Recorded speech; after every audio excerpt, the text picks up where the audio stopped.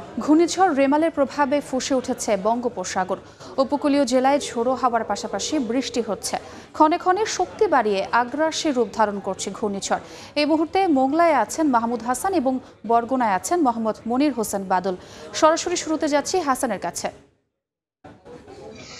ঘূর্ণিঝড় যে বঙ্গোপসাগরে সৃষ্ট যে ঘূর্ণিঝড় রেমালের তাণ্ডবে কিন্তু এই অঞ্চলে কিন্তু পানির সংখ্যা বৃদ্ধি পেয়েছে। তবে স্বাভাবিক জোয়ারের চেয়ে যে 4 ফুট পানি বৃদ্ধি পেয়েছে বলে আমাদেরকে বন বিভাগ থেকে জানিয়েছে, যার প্রভাবের কারণে সুন্দরবনে কিন্তু যে পানিটা বৃদ্ধি পেয়েছে সেখানে আমি আপনাকে দেখাতে পাচ্ছি যে এই নদীতে যেখানে পানি থাকে আরো কম থাকার কথা, সেখানে কিন্তু স্বাভাবিক জোয়ারের চেয়ে কিন্তু 3 থেকে 4 ফুট পানি বৃদ্ধি পেয়েছে এবং সুন্দরবনের বেশ কিছু এলাকা তলিয়ে গেছে বলে আমাদেরকে বন বিভাগ জানিয়েছে। যে স্বাভাবিক যেখানে জোয়ার থাকে বা যে এলাকা তলিয়ে যায়, কিন্তু আজকের দুপুরে যে জোয়ার এসেছে, যে ঘূর্ণিঝড় রিমালের তাণ্ডবে কিন্তু স্বাভাবিকের চেয়ে প্রায় 3 থেকে 4 ফুট পানি বৃদ্ধি পেয়েছে এবং সুন্দরবনের বেশ কিছু এলাকা তলিয়ে গেছে। এখানে যে একটি সরকারিভাবে একটি বন্যপ্রাণী প্রজনন কেন্দ্র আছে, সেই প্রজনন কেন্দ্রটা কিন্তু তলিয়ে গেছে।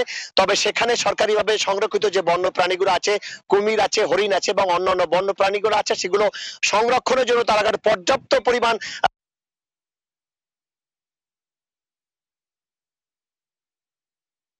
এলাকা কিন্তু তলিয়ে গেছে। যেখানে এই সুন্দরবন পূর্ব এবং পশ্চিম এলাকায় 88টি পুকুর কাটা হয়েছে এবং এই পুকুরের পাড় কিন্তু অনেক উঁচু করা হয়েছে। এই কারণে যে যদি কখনো সুন্দরবন তলিয়ে যায়, এখানে যেন বন্য প্রাণী আশ্রয় নিতে পারে। এছাড়া যদি কোনো বন্যায় বা কোনো ঘূর্ণিঝড়ে তলিয়ে যায়, তাহলে লবণ পানি যাতে প্রবেশ করতে না পারে, যে বন্য প্রাণী পানি খাওয়ার জন্য, মিষ্টি পানির জন্য সেই পুকুরগুলো খনন করা হয়েছিল।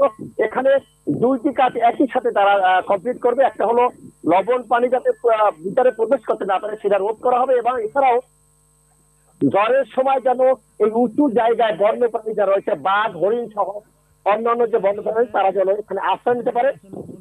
এছাড়াও যে বৃষ্টির মতন যে এখানে টিলা তৈরি করা হয়েছে, যে এখানে বাঘ, হরিণ অন্যান্য বন্যপ্রাণী সেখানে আশ্রয় নিতে পারে, এবং যে পানি হয়েছে সেই পানির বৃদ্ধির কারণে কিন্তু সুন্দরবনের অনেক এলাকা তলিয়ে গেছে। তবে এই ছিল আমার কাছে মোংলা বন্দরে যে তাণ্ডবের যে পানির বৃদ্ধি। এখন চলে যাচ্ছি বর্তমান মনির হোসেন বাদল তার কাছে।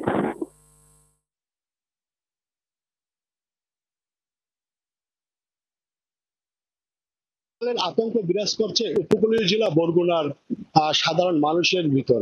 আপনি দেখতে পাচ্ছেন দুপুর থেকে কিন্তু ঘূর্ণিঝড় রেমাল আঘাত হানতে শুরু করেছে কিন্তু উপকূলীয় বরগুনাতে। ইতিমধ্যে কিন্তু যে বরগুনা জেলায় যে বিষখালী নদী রয়েছে, এই বিষখালী নদীতে পারে কিন্তু যে মাঝগ্রামটি রয়েছে, এই মাঝগ্রামের বেড়িবাঁধ ভেঙে কিন্তু এখানে প্রায় শতাধিক পরিবার কিন্তু পানিবন্দী অবস্থায় রয়েছে। এছাড়া কিন্তু বরগুনা জেলায় কিন্তু আরো মোট 5টি স্পটে কিন্তু পানি বা বেড়িবাঁধ ভেঙে কিন্তু প্রায় 5টি গ্রামে প্রায় 300 পরিবার পানিবন্দী অবস্থায় ছিল।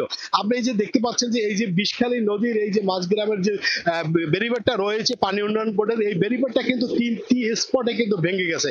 এখানে কিন্তু পানি কিন্তু লোকালয়ে প্রবেশ করতেছে এবং লোকালয়ে প্রবেশ করে এখন আবার পানি কিন্তু আবার নদীতে যাচ্ছে। কিন্তু এইখানে কিন্তু শতাধিক পরিবার কিন্তু পানিবন্দী অবস্থায় ছিল।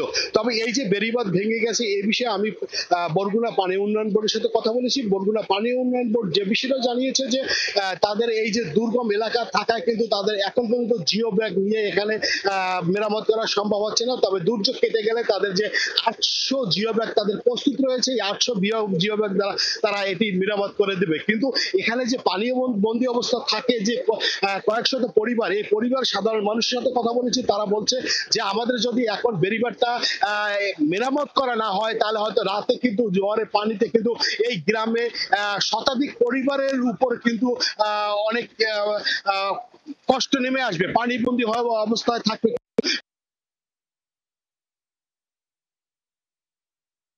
যারা বসবাস করছে এবং যারা আছে তারা ইতিমধ্যে কিন্তু আমরা তাদেরকে সাইক্লোন সেন্টার আনার প্রস্তুতি নিয়েছি। যে বিষয়টা জানিয়েছে যে দুর্গম এলাকায় যারা বসবাস করছে এবং যারা আছে তারা ইতিমধ্যে কিন্তু আমরা তাদেরকে সাইক্লোন সেন্টার আনার প্রস্তুতি নিয়েছি। যাতে বরগুনা জেলায় কিন্তু এখন পর্যন্ত আপনি জানেন যে 667টি সাইক্লোন সেন্টার এবং 3টি মুজিব কিলা রয়েছে। এই মুজিব কিলা প্রায় 3 লক্ষ মানুষ কিন্তু এই দুর্যোগের সময় থাকতে পারবে। এই ছিল আমার কাছে বরগুনা থেকে বিষখালী নদীর বেড়িবাঁধ ভাঙার সর্বশেষ খবর। সরাসরি যুক্ত ছিলাম বরগুনা এবং মোংলায়।